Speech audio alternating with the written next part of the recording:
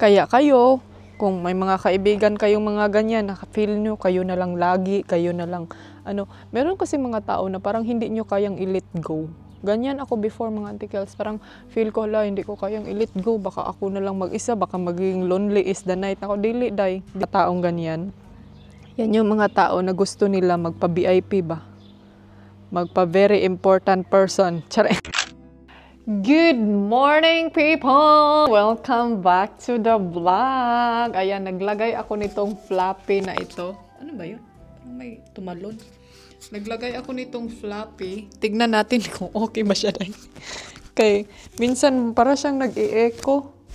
Naunsa naman ning atong kuan. Oy, kuan naman taani. Wa na naman ni na maoday. Unsa naman ni day?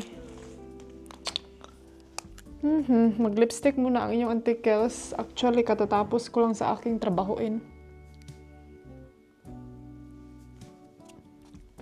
Diba? Para mukha tayong tao. And then, ang taog rice. Because I'm not sure lang kung pupunta ba ako ngayon sa... Ay, gusto kong pumunta sa supermarket. Gusto kong magbili ng... Kuan kining... Tawag nito day. Gusto kong magbili ng diretso harago na inday ani imong istorya be. Kasi tawag ani day cabbage kay hindi pa talaga ako kuanday. Hindi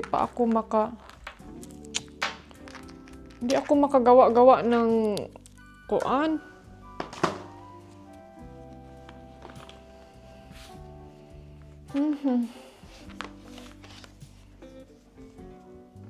Ay, parang nag-iba yung pakiramdam ko. Ay, iwan ko kung sa weather ba to or sa ba to namin. Sa mga bagay na mga tinatrabaho na walang katapusang trabaho. Ay, nako. I-cancel ko muna to kay... Ayan, tanggalin ko tong hard drive namin.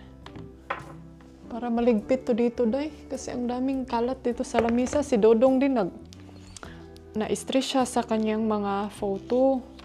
Alam niyo mga Auntie Kels, meron kasi siyang mga hard drive ba na. Mugataan. Meron kasi siyang mga hard drive na hindi gumagana. Sa sobrang, sa sobrang luma. Sa sobrang tagal na ng panahon, 15 years, yung iba 20 years pa ng mga hard drive. So, murag na-stress siya dahil kay kung saan na lang na yung mga photo. Daming cable dito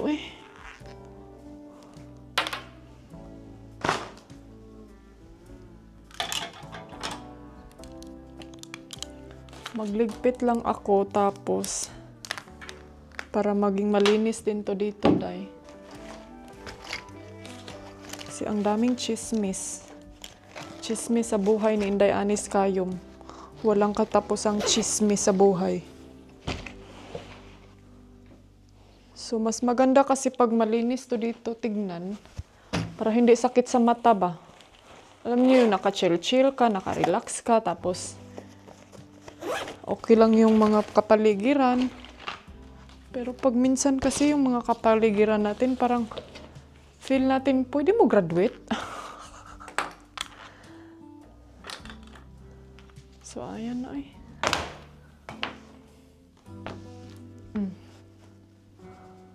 Mga blanket namin kasi, alam nyo, minsan dito, pag magtrabaho kami, sobrang lamig. So, kailangan namin may blanket talaga na nakatabi sa amin. So, doon naman tayo sa kusina. Ayan, medyo malinis na yan dyan sa ating sala. And then, katawanan kayo ko kagahapon. Akala ko nagsalang na ako sa aking mga dishwashing. So, pagtingin ko, bakit madumi? Ano bang nangyayari dito? Nasira na naman ba ang dishwashing? So, hindi ko pala yan pinaandar. Sinalang ko, pero hindi pinaandar. Saan mo na ronday?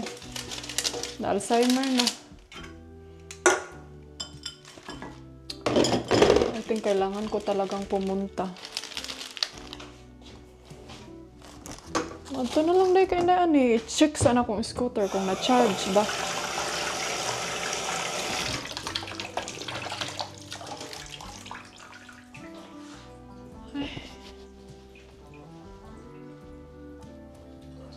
Kapuyan, ko mga antikels pag magbihis na naman, mag-get ready sa ating sarili. Kay, lain po tayo, maging unani rata nga tugnaw ra ba dito. So, lagay tayo nitong reading glasses natin. My love! I love you! I love you. My love, I want to go to supermarket. I want to buy cabbage. You want to go with a bicycle? Or I can go with a scooter. If you don't. Buy what? Cabbage. I want to make a lumpia. Spring rolls. Yeah. No, I don't. I have to deal with this now. Busy si daddy. Si daddy is busy. Huh? Daddy is busy? Uy, what daddy did you do to your kuan? Uy, you are too high already. Oh, tignan nyo, ang high up na niya, day. Nilagay siya dito sa taas. Come on here. Asis, wala akong baby, oy. Asis. You like their Felix? So, punta tayo dito kasi, tignan nyo. Yan yung trabaho ng aking asawa na hindi niya natapos. Andun tayo. Ay, uy, kasaba po na ng mga chismis diri sa among silingan. Uy, wala man sila kahuman ang construction.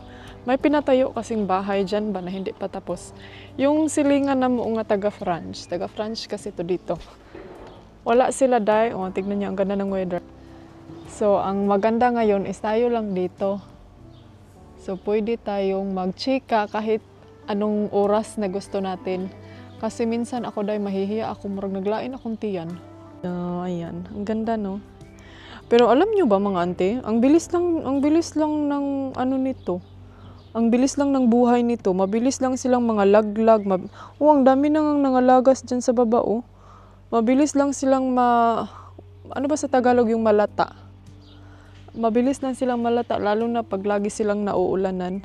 But anyway mga Zay, may i-share ako sa inyo. Nag-usap kami kahapon ni Mr. Meron kasi siyang kaibigan ba na sobrang tagal na nilang na kaibigan. Kaibigan na, friend na niya ito nung nasa Thailand pa sila ba. Basta as in, matagal na niya today, hindi pa ako nakilala ni Mr. And then sabi niya sa akin na, alam mo ba na si yung, hindi na lang natin pangalanan ha. Kasi napansin daw niya sa kanyang kaibigan na, kanang every time daw na kanang mangumusta or mag-chat or anything like something na kanang gusto lang makikchika ba. And then every time daw mga antikels na siya daw yung mag-approach, and then kanang para daw na ano na siya ba, kanang parang nahiya na daw siya. So comment kayo mga antikadayers kung ano yung kung sa inyong sarili. What do you think mga Zay? Do you think na yung kaibigan niya is walang paki din sa kanya or nagpapiling VIP lang talaga or kung saan ka? Sabi ko noon sa kanya, baka busy lang or baka may mga siya nga hindi kasi napansin lagi daw niya na kanang every time jud daw mag-chat kanang lagi daw siya yung mag-una ba. And then sabi ko na siguro hindi friend yung turing niya sa kanya sa'yo. Siguro kanang murag wala lang ka sa iyahan na gani. So parang naano siya mga antikels na kanang hindi lagi daw maganda yung mga kasi parang kanang dumating lagi daw yung time na parang napapagod na siya sa mga ganyang tao. Kaya minsan alam mo gusto ko na lang kanang kanang keep distance na lang daw mga antikels. Sabi ko din sa kanya meron namang mga ganyan pero naintindihan kita kasi alam mo time will come jud na kanang time will come jud mga antikadayers na ikaw na tao na lagi ka na lang nag-aantay or lagi na lang ikaw yung nauuna, mapapagod ka talaga day. And then is like kanang masabi mo talaga sa iyong sarili na kanang ay baka wala siyang pakialam sa akin. Parang ganun ba? And then sabi niya na kanang dili na gyud siya mukuan. Sabi niya sa akin na bahala siya oy. And then one time nag-chat yung parang narinig ba no. Sabi niya, one time nag-chat yung friend niya. Sabi ko, wag mo munang replyan agad. Kayo, comment down below kung may mga ganyan ba kayong mga kaibigan na. And then minsan mga Jay, minsan bigla na lang yung maglaho na parang bula. So sabi ko sa kanya, baka hindi mo talaga siya hindi friend yung turing niya sa iyo. Yung kumbaga hindi ka importante para sa kanya. Alam niyo, yung kaibigan ko dito sa Ate Joby, yan din yung ano niya sa akin. Yan din yung ano nila sa amin na kanang kung friend dapat or kilala or something na kanang close, dapat man lang daw kung mga ganyang mga connection sa isa't isa. Sabi niya na dapat man lang daw kanang give, hindi naman sa kanang gusto mo ng oras, gusto mo ng give some man guna siya mga tikels, kanang dapat may respect ka lang ba na ikumusta mo man lang siya ng kanang kumusta, anong ganap, unsay kuan. Kasi ako mga antikels, ganyan ako sa mga like sa mga friends ko. Hindi ako yung tipong tao na like mag-aantay na magay sila nag-chat, di po kumu-chat. Parang ganun ba? Hindi ganyan yung ugali ko dahil kasi parang ano na din, parang na ano na din na selfish ka sa iyong sarili. Parang kung baga gusto mong i-value yung self mo na ikaw dapat yung mauna, dapat sila yung ganito ganyan. Hindi, kahit sa mga kapatid ko, mga kaibigan ko, mga antikels, kapamilya, kahit ano man yung mga nagawa nila before and now, hindi ko na yan minamind. Kaya past is past, future is future naman gud ta mga antikels. And then, ayaw ko ding kanang hindi ko din ugali na kanagaling kanang maglaho lang pug ka nga parang bula nga wala lang, pero na-adjust ko po yung attitude mga antikels na syempre normal man siguro na nga mapagod ta kanang kapuyon ta ba kanang syempre murag ikaw na lang siguro ang maka-feel jud ka na parang kanang murag na ma-feel mo kanang nahiya ka na basta yung sarili ikaw la pud ani ako ra may sige papansin ana gani. So yan yung naano ko sa kanyang sitwasyon ngayon. I mean, din ako sa kanya na feel ko din yung feelings niya ba na syempre darating talaga yung time na murang ma-question ka sa yung sarili ba na kanang I think wala sila care. For me siguro wala sila care mga antikels, mga ganyang mga tao.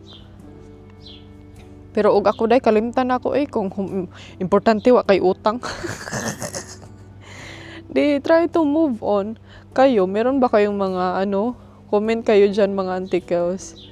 Kaya ako, pag feel na ko ang tao nga kanang walay care. Meron akong friends na like, mura dyan 24/7 dai, sige voice message. Pero at least, kahit hindi man lang ako makareply, late man lang ang reply, at least, nalaman ko na, nag-message dai si Kuan sa ako, nag-message pala si ganito. Si Loli's family dai, sige na siyang message ako, voice message, mare, unsay sudan mare, say ko. In town po bata, looy po. Sige na, tulo na sigbin. Pero in that way, at least naano ko na, naalala din niya ako, parang ganyan ba. So kaya ako, nagbigay din ako ng sa kanya. Binigyan ko din siya ng kumbaga oras. Kahit like kung ano yung mga ginagawa ko, kumusta, kung ano yung mga ganyan. Kahit hindi man lang siya mag-reply agad. Importante, ka ba, kung saan pa, magparamdam ka naman, charing. Basing gi-ghost na. Gi-ghost dahil pero alam niyo, mga taong ganyan, yan yung mga tao na gusto nila magpa-VIP ba? Magpa-very important person. Tsare. Hastilan VIP. O di, para sa ako, walay VIP. For me, respect. Alam niyo yung respeto lang ba? Respeto sa isa't isa. kanay sa tubig jud. Oh, in fairness day parang natintal jud ko sa tubig. Kamo gusto mo maligo? Ligo mo di abi. Kaya kayo, kung may mga kaibigan kayong mga ganyan, naka-feel nyo, kayo na lang lagi, kayo na lang, meron kasi mga tao na parang hindi nyo kayang i-let go. Ganyan ako before mga Auntie Kels, parang feel ko, hindi ko kayang i-let go, baka ako na lang mag-isa, baka magiging lonely is the night. Ako, dili. Ganyan yung isip ko before. Sabi ko, there's nothing to lose kung magpalayo ko na ng mga tao. Kung wala sila time sa ako, kung wala silang time, wala po good time ninyo, occupy ko rin yung time. Just lying nga. Kasi ang daming mga tao na gustong makipag-communicate sa'yo, tapos isayang mo yung oras mo sa mga tao na wala man lang care sa'yo. No. Darating talaga ang time na magising ka sa katotohanan. Basta importante wala kay utang. Rajuday. Importante nakatulong ka na, malaki na yung naitulong mo. Kasi kahit anong gawin niyang mga tao na mga ganyan, someday, sooner or later, marirealize din nila na nawala na lagi to si Kuan, no? Samukan ra ba to sa kuha? Kasi ang hirap mag-value ng kaibigan na ganyan mga Auntie Kels na kanang laging nangungumusta sa'yo, laging nandyan pag kailangan mo, ganyan. Mga Auntie Kels, oh my God, nakalimutan ko day na aman day ko'y talong. Man mo nagpindot, murag na apat yung ko'y talong. Feel na ko asa to atong talong.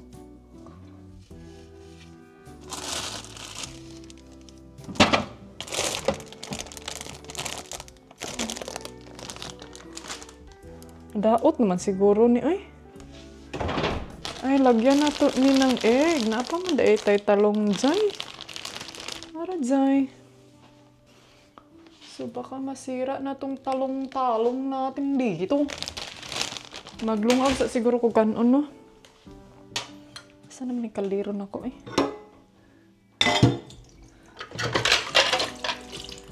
Ay, ginoo ko. Isod na lang na inday ani sa hugason, be. Kaya para mahinlo na dahil mo. Mahinlo na imuhang ko andin, ha? Ang ligid sa kuan ba? Yung ligid nitong nitong dishwashing kay nakuan siya dahil na tanggal.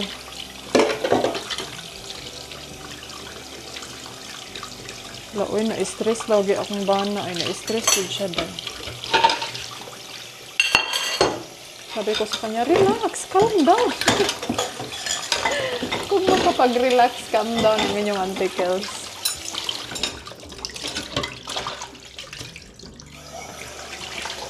Mura jug, nakarelate sa mga problema.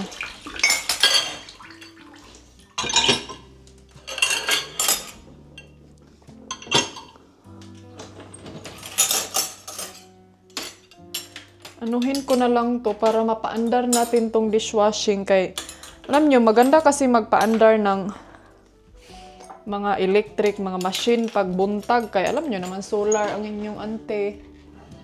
Badzay. Maglungag lang ko. So, kayo, if na think nyo na kung sino yung ibig kong sabihin, nakakilala ko din na ganyan ang ugali, day. Pero i-think ko na lang na baka busy din sila sa buhay nila. Pero for me, that's a big no-no attitude. Darating talaga ang araw na magising ka sa katotohanan na kanang kuan sa tawag anak mga jay kanang kuan ba kung sa pagkain pa yan give and take ba yan? Give and take ba? And then lalo na yung mga day kanang galing mga kaibigan nimo nga kanang ug mangutana ka mura po ito bag yung may tanong ka yan lang din isasagot hindi man lang magtanong kung ano na yung nangyari sa buhay mo kumusta ang buhay natin diyan. Wala, day. Murag, diba? Anong feel nyo, parang walang care. Wala sila care. Hindi, ani. I don't care yan sila. Ang mga tao na ganyan, hindi, ani, wag mong i-stress. Kasi stress na yung buhay mo. May sakit ka pa. Baka magkasakit ka sa mga taong ganyan. Kung walay oras, di walay oras. Baka wala sila orasan, day. Anday, ani. Saan naman yun? Ano na-arrange?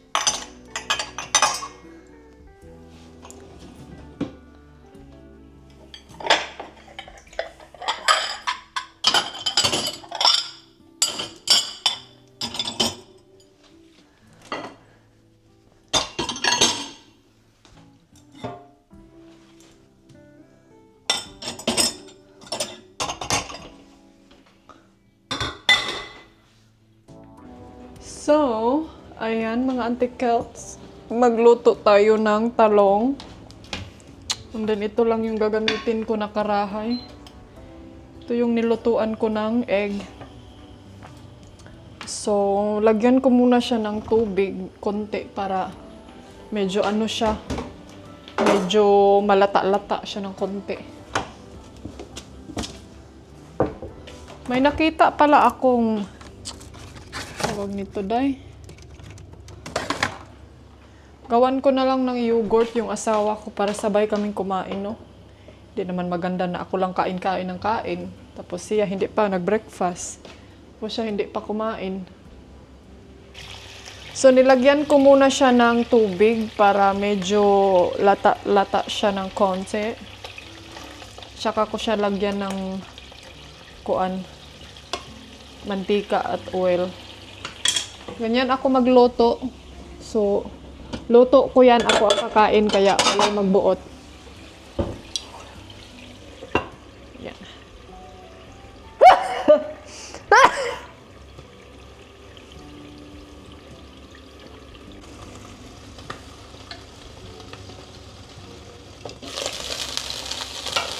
Medyo nakuan na siya, day. Uy! Uy, ano naman nila? Turn on. So, lalagyan ko na siya ng konting mantika. Kaya medyo may tubig-tubig naman gud siya. So, konti lang. Para maluto po ang egg. Tapos, maglagay tayo ng ahos. Oop. Paminta.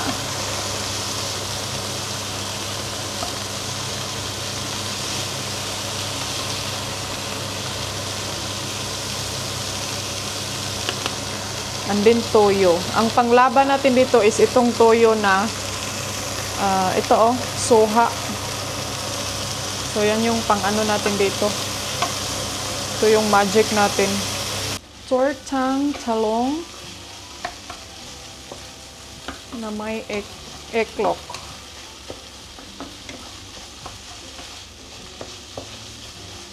So gawa ako ng yogurt. Wala naman siya bread. Ay, ito lang yung pang-ano ko sa kanya, oh. Parang hindi ako na-excitedan dito, day. Ay. And then, habang nag-aantay ako sa aking... ay, wag na lang. Plano ko sana maglagay ng egg doon sa... Ay, oo, para sa'yo mamaya. Maglagay doon ng egg doon sa rice ba habang nakakulo.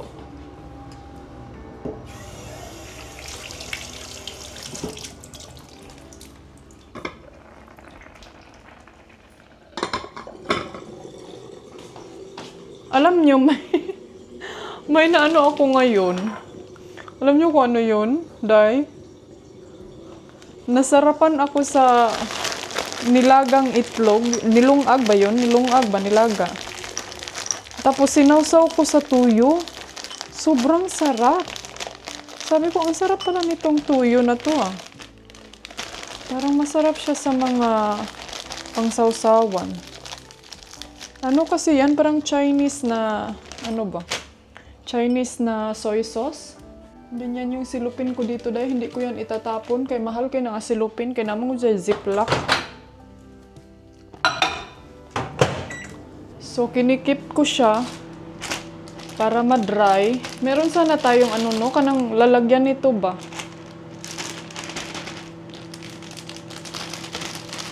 Baliktarin na lang natin, di.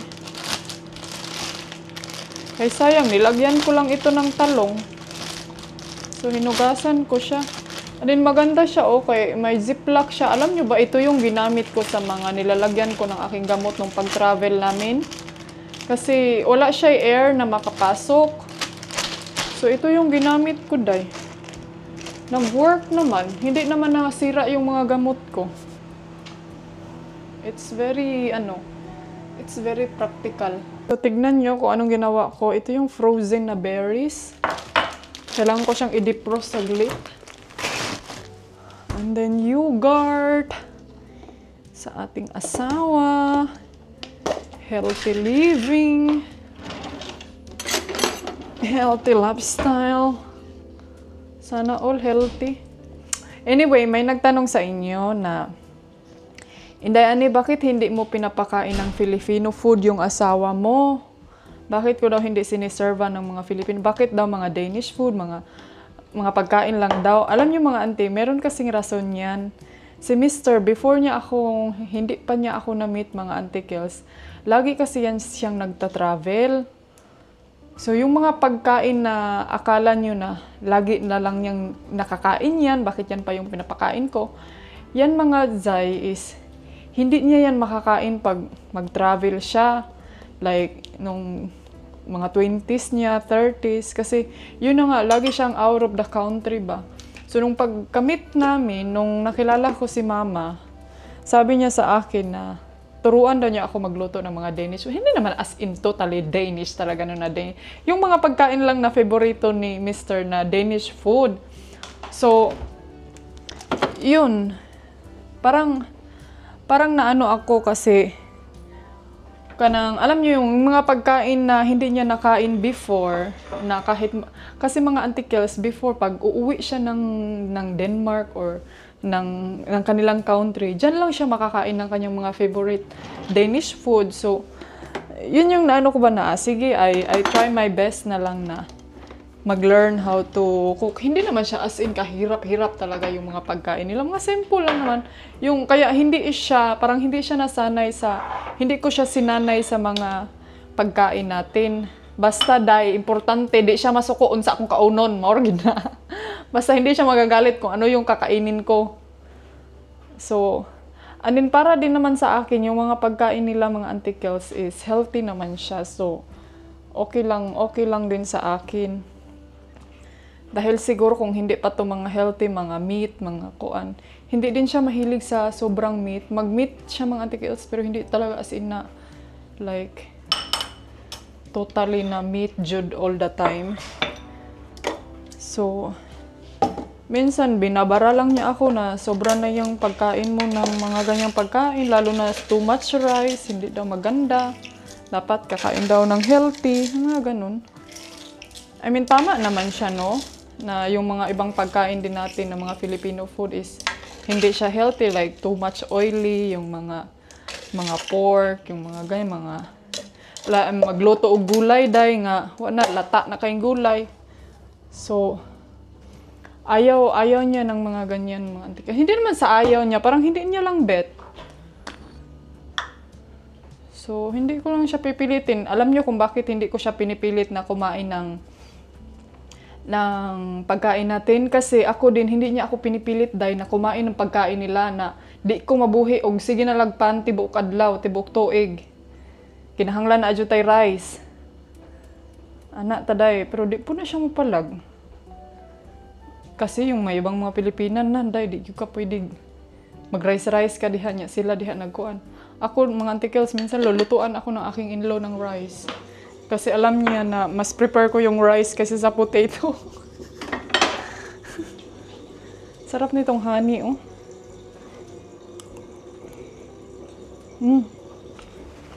Ang sarap ng honey as in.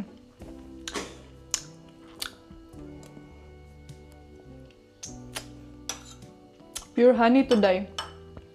Pwede ka makapalit o pwede kayo makabili ng honey dito. Malapit lang sa amin na meron pang bee na naglipad-lipad. Or either ikaw yung magkuha doon sa harbisanan ng mga bee. Pero di sa ako magpaak og bee day. Wala pa ko'y time. Unta man na nagaw naman po na ay. Agoy, ginoo ko mga trapo ni Mama Labunon oy. Mga botilya na kailangan itapon oh. Kuwaasa ni diri pa be. Kailangan ko patayin yung heater. Alright, everybody. Sabayan niyo akong kumain dito sa Espanya. Sarap ng talong day. Oh, daming egg.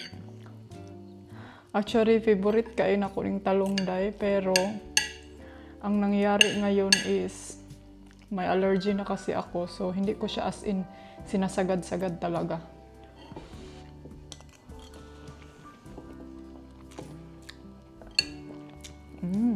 Kain tayo kasi mag-walking tayo mamaya siguro.